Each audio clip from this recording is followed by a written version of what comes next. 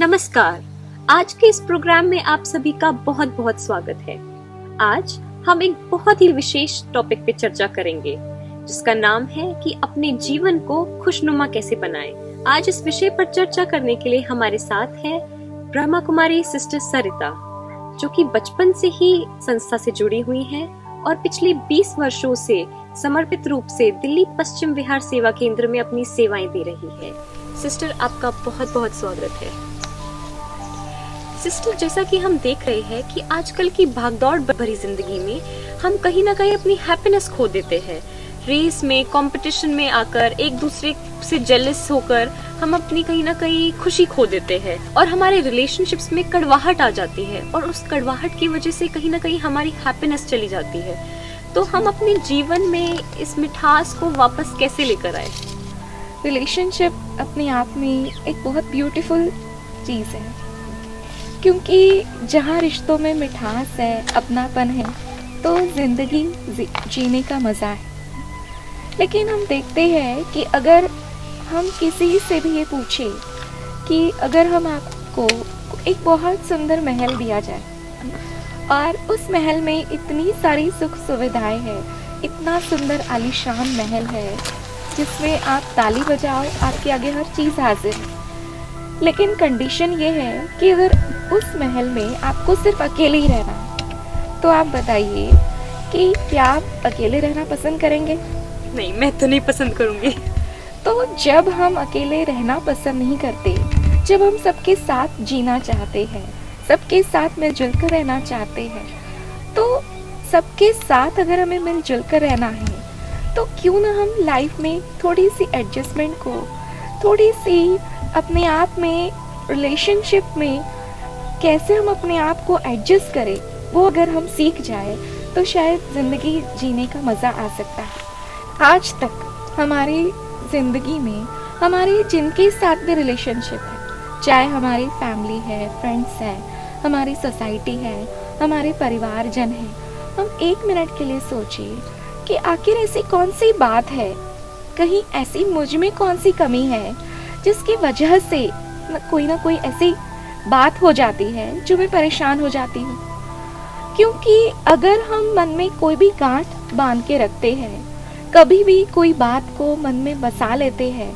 तो उसके कारण हम दुखी होते हैं। लेकिन जब तक हमारा मन अपने आप में क्लीन एंड क्लियर नहीं है, हमारी जिनके साथ हमारे रिश्ते हैं उनके प्रति हमारे मन में एक अपनेपन की भावना नहीं है, उनके प्रति हमारे मन में एक प्यार नहीं है, तो कहीं ना कहीं कोई कड़वाहट है, तो वो हमें दुखी करती है। देखिए, जैसे अगर हम अपने मन में गुड विशेस सबके प्रति मन में हो कि ठीक है, कोई भी बात मान लो हो भी गई है, हम उसको लेट गो करके आगे बढ़े, तो शायद उस बात को हम इजीली ओवरकम कर सकते हैं। देखो, ऐसा है कि जैसे हम इंग्लिश में कहते हैं हार्मनी, है ना, जिसको हम हिंदी में कहते हैं सद्भावना। हमारे रिश्तों में अगर सद्भावना है, अगर हम हार्मनी इस वर्ड को ले तो H फॉर ऑनेस्टी, हमारे रिश्तों में ऑनेस्टी हो, जो हम दूसरों के बारे में सोचते हैं, कहीं हम दूसरे को बाहर से कह रहे हैं कि आप बहुत अच्छे हो, आप बहुत स्वीट हो, और हमारे मन में कहीं ऐसा आता है कि पता नहीं कैसे है ये, पता नहीं ये, मान लो आप किसी को कोई जिम्मेवारी भी देकर जाते हो और आप मन में सोचते हो कि पता नहीं कर पाएगा कि नहीं कर पाएगा, तो कहीं ना कहीं अगर हमारे मन में बाहर से हम कुछ और कहते हैं और अंदर से हमारे मन में उसके लिए कोई और भावना है, तो वो रिश्ते जो है उसमें, रिलेशनशिप में वो अपनापन, वो प्यार बना नहीं रह सकता, क्योंकि what you think about each other it directly passes through each other.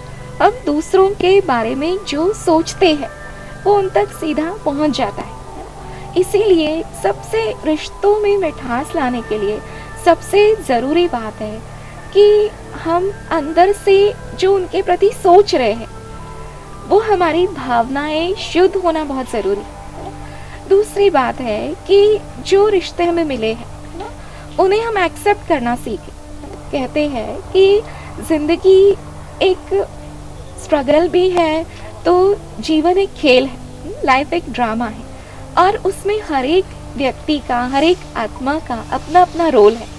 और हर व्यक्ति जब अपना अपना रोल अदा करता है तो हमें हर एक के पार्ट को एक्सेप्ट करने में ही मज़ा है।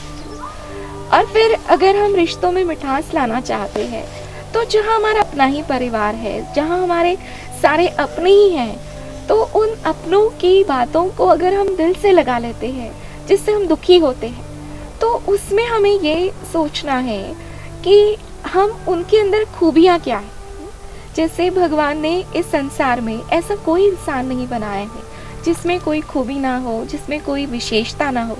तो अगर हम हर एक के अंदर कोई ना कोई खूबी, हर एक के अंदर कोई ना कोई क्वालिटी को हम ढूंढने लगे, अच्छाई को ढूंढने लगे, तो शायद हम उस कड़वाहट को भूल सकते हैं। तो बहुत सारी ऐसी बातें हैं। और फिर दूसरी बात है कि जिस तरह अगर हम हार्मनी वर्ड को लेते हैं तो ऑनेस्टी के साथ एक्सेप्टेंस भी ज़रूरी है। फिर रिलेशनशिप में एक दूसरे को रिस्पेक्ट देना भी बहुत ज़रूरी है। आज हम देखते हैं कि छोटा सा बच्चा भी है, अगर हम उसको भी रिस्पेक्ट नहीं करते हैं तो वो भी हमारी बात नहीं मानता है। जब रिस्पेक्ट देने में हमारा कोई खर्चा तो है नहीं, तो अगर हम एक दूसरे को रिस्पेक्ट दे करके चलते हैं, दिल से सम्मान करते हैं, तो शायद हमारी रिलेशनशिप और ब्यूटीफुल हो सकती है। उसके अलावा ऑप्टिमिज्म भी है, आशावादी होना भी बहुत ज़रूरी है। कई बार छोटी छोटी बातों से हम मन में कड़वाहट को भर लेते हैं कि इसके साथ हम नहीं चल सकते, इनके साथ हम नहीं रह सकते, है ना? लेकिन अगर हम थोड़ा सा पेशेंसली अपने अंदर से ये सोचें कि नहीं, हो सकता है कि कोई कारण हो कि आज ये गुस्सा कर रहे हैं, हो सकता है किसी और स्ट्रेसफुल सिचुएशन से ये गुजर रहे हैं, इसीलिए इस तरह से बिहेव कर रहे हैं, कोई बात नहीं, थोड़ी देर बाद ठीक हो जाएंगे।